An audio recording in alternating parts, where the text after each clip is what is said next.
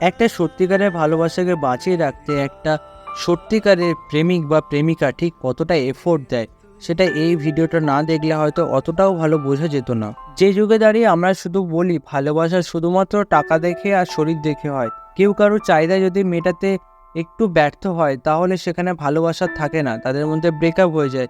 কিন্তু সেই সময় দাঁড়িয়ে আমরা দেখতে পাচ্ছি একজন মেয়ে তার ভালোবাসাকে হুইল চেয়ারে নিয়ে এগোচ্ছে।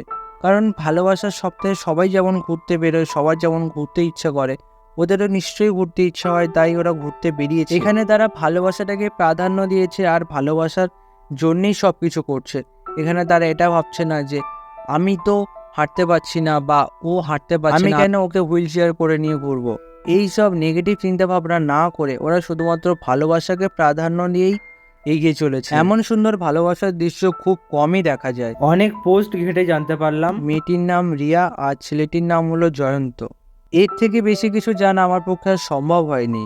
আর খুব ভাগ্যবান না হলে এরকম সুন্দর ভালোবাসা কারোর হয় না, হয়তো এটা তাদের বহু জন্মের ফল। তবে যাই হোক, এদের ভালোবাসার মুহূর্ত দেখে অনেক মানুষ আবার নতুন করে ভালোবাসতে চাইছে। অনেকের মনে ভালোবাসা জাগছে, ভালোবাসা জন্মাচ্ছে। যারা ভাবে মেয়েরা শুধুমাত্র টাকা, বাড়ি, গাড়ি এইসব খোঁজে, তাদের কাছে একটা রিকোয়েস্ট, ভাই সব মেয়েরা এইরকম হয় না। হ্যাঁ মানছি, কিছু মেয়ে হয় যারা শুধুমাত্র টাকা, বাড়ি, গাড়ি খোঁজে, কিন্তু অনেক ছেলেও আছে শুধুমাত্র মেয়েদের শরীরটা খোঁজে। কিন্তু অনেক ছেলে আছে যারা মেয়েদেরকে ভালোবাসে, সত্যিকারের ভালোবাসে, মন থেকে ভালোবাসে। কিন্তু সময় এদেরকে সবসময় এক করে না, কখনো কখনো এদেরকে আলাদা করেও রাখে।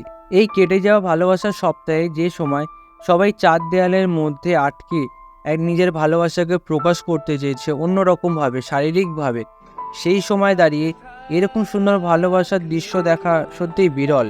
আর এইরকম দৃশ্য দেখে মনে হয় ভালোবাসা এখনও বেঁচে আছে, পুরোপুরি মরে যায়নি।